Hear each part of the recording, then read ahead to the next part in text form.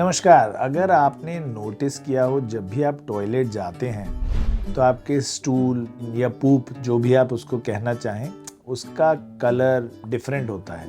ज़्यादातर लोग अनफॉर्चुनेटली इस कलर को नोटिस नहीं करते हैं, लेकिन आपका स्टूल, आपकी लैट्रिन, आपका पूप आपकी हेल्थ के बारे में बहुत कुछ बताता है। नमस्कार, मैं हूं doctor Shuchin Bajaj, founder director Ujala Cygnus group of hospitals, और आज हम बात कर रहे हैं हमारे पूप यानी फीसेस यानी स्टूल के बारे में। और अगर आपने चैनल सब्सक्राइब अभी तक नहीं किया है तो उसको ज़रूर सब्सक्राइब करें और लेटेस्ट वीडियोस और इन्फॉर्मेशन के लिए बेल आइकॉन को दबाएं। तो सबसे पहले बात करेंगे कि स्टूल का कलर क्या क्या हो सकता है, क्या कलर नॉर्मल है, क्या एबनॉर्मल है और कौन सा कलर अलार्मिंग है।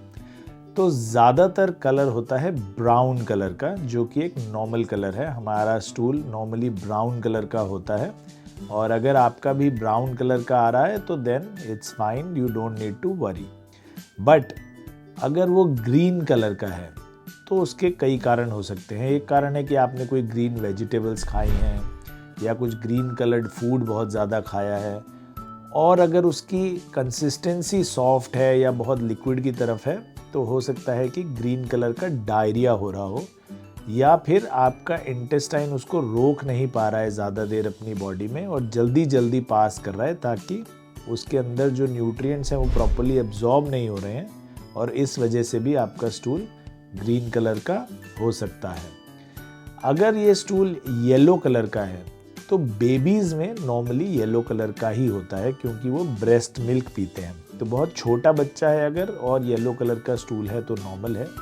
लेकिन एडल्ट में अगर ब्राइट येलो कलर का स्टूल आ रहा है तो उसका ये मतलब है कि बॉडी में फैट बहुत ज़्यादा है और वो फैट प्रॉपरली डाइजेस्ट नहीं हो रहा है, और वो फैट आपके पूप में, स्टूल में निकल कर आ रहा है, और उसी वजह से वो काफ़ी येलो है। अगर आपका स्टूल रेड कलर का है तो भी, जैसा मैंने बताया, कोई भी कलर है, अगर आपका कुछ ऐसा खाया हुआ खाना है, यानी कि आपने बीट रूट खाया है या बहुत ज़्यादा टमाटर खाए हैं जो रेड कलर्ड फूड्स हैं, या रेड वाइन पी थी कल रात को बहुत ज़्यादा, तो उससे रेड आ सकता है।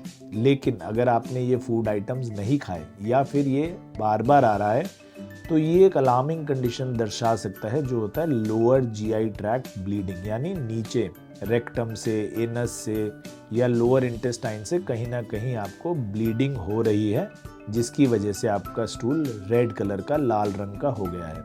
सिमिलरली अगर ब्लैक कलर का स्टूल है तो वो दर्शा सकता है जैसा कि लिकरिस खाया है या डार्क कलर्ड फूड्स खाए हैं, या कभी कभी रेड वाइन पीने से भी ब्लैक कलर का स्टूल आ जाता है, या आप आयरन टैबलेट्स खा रहे हैं खून बढ़ाने के लिए, उससे भी ब्लैक कलर्ड स्टूल्स हो सकते हैं। किंतु अगर ये सब नहीं खा रहे हैं या ज़्यादा दिन तक आ रहा है तो ये अपर जीआई ब्लीड हो सकता है। जैसे लाल रंग का अगर लैट्रिन है तो नीचे से ब्लीडिंग हो रही है, पर अगर काले रंग का है तो ऊपर से हो रही है, जो एसिड खून में मिलके उसको काला कर देता है। तो अपने डॉक्टर से ज़रूर मिलें अगर ऐसे स्टूल आ रहे हैं तो।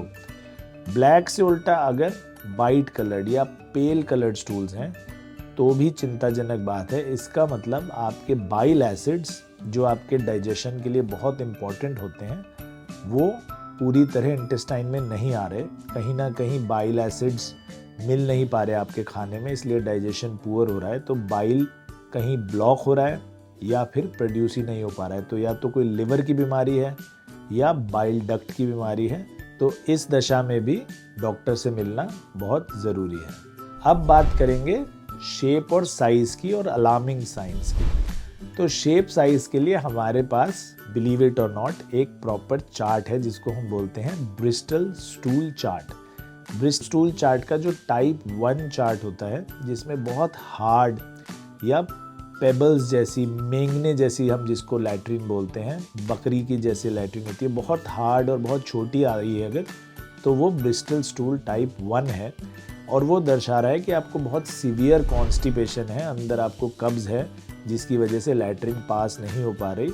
टाइप 2 में एक सॉसेज टाइप लैट्रिन आता है जिसके पीसेस हो जाते हैं टूट टूट के। सॉसेज तो है पर वो टूट टूट के आ रहा है। ये भी कॉन्स्टिपेशन ही दर्शाता है। ब्रिस्टल टाइप 3 में सॉसेजेस टाइप होता है, लेकिन उसमें सरफेस पे क्रैक्स होते हैं। तो अगर ऐसा है तो नॉर्मल है, बट थोड़ा स्लोअर साइड पे है। टाइप 4 है वो बिल्कुल नॉर्मल है, एक स्मूथ सॉसेज या सांप की तरह होता है और बहुत इजीली निकल आता है। तो type 4 is the normal. Bristol stool chart में टाइप 4 बिल्कुल नॉर्मल फीसिस है। ब्रिस्टल टाइप 5 में सॉफ्ट ब्लॉब्स आते हैं, जैसे बिल्कुल इजीली पास हो जाते हैं और वो क्लियर कट एजेस होती हैं, लेकिन उनकी दिख जाता है कि एक पीस है फिर दूसरा पीस है और इजीली फ्लश हो जाते हैं। टाइप 6 में भी ब्लॉब्स आते हैं, लेकिन उनकी एजेस क्लियर कट नहीं होती, सेरेटेड एजेस हैं, अनडिफाइंड एजेस हैं, वो चिपकने भी शुरू हो जाते हैं। तो वो डायरिया की तरफ पॉइंट कर रहे हैं, अर्ली डायरिया है। टाइप 7 में बिल्कुल लिक्विड आता है, पानी जैसा लैट्रिन, उसमें कोई भी सॉलिड पीसेस होते ही नहीं है और वो दिखा रहा है कि आपको बिल्कुल डायरिया हो चुका है। पर दवाइयाँ तो हम कोई भी नहीं लेना चाहते, तो कैसे इंश्योर करें कि हम हेल्दी रहें, स्वस्थ रहें, हमारा स्टूल स्वस्थ रहे, हमारा पेट ठीक रहे। तो सबसे पहले तो देखिए, आदतें अपने ठीक करना ज़रूरी है। कंसिस्टेंसी रखिए, शेड्यूल अपना क्लियर रखिए, बहुत लेट मत सोइए, बाहर का ज़्यादा खाना मत खाइए, ड्रिंक्स ज़्यादा मत लीजिए। सुबह एक ही टाइम पे कोशिश कीजिए कि टॉयलेट जाएं, और सुबह जाना बेटर है क्योंकि वो आपकी बॉडी क्लॉक से मैच करता है। सिगरेट से, कोल्ड ड्रिंक से आपके पेट में गैस ज़्यादा बनती है, आपको प्रॉब्लम ज़्यादा बढ़ती है। तो प्लीज़ इन चीज़ों को अवॉइड करें। तंबाकू, पान, सिगरेट, बीड़ी, शराब, कोल्ड ड्रिंक्स, जूसेस, ये सब आपके पेट के लिए अनहेल्दी हैं। फिर जब आप टॉयलेट जाएं तो कोशिश करें कि अखबार, फ़ोन वगैरह लेके ना जाएं, जिसकी वजह से आपको प्रोलॉन्ग सिटिंग नहीं करना पड़े।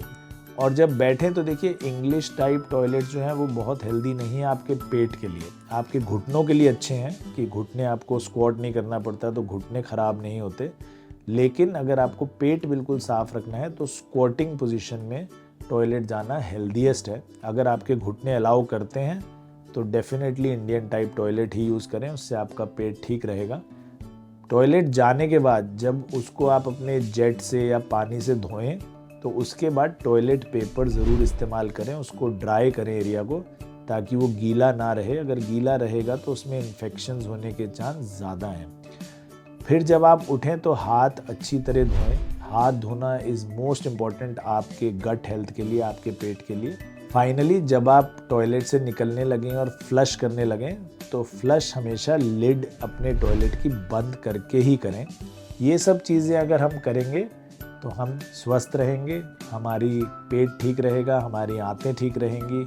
और जैसे हम कहते हैं कि अगर पेट साफ़ है तो हर रोग हमसे दूर रहता है। तो अपना ध्यान रखें, अपने पेट का ध्यान रखें, स्वस्थ रहें, मस्त रहें। मिलेंगे अगले वीडियो में जल्द ही, और कोई भी सवाल हो तो ज़रूर लिखें। नमस्कार।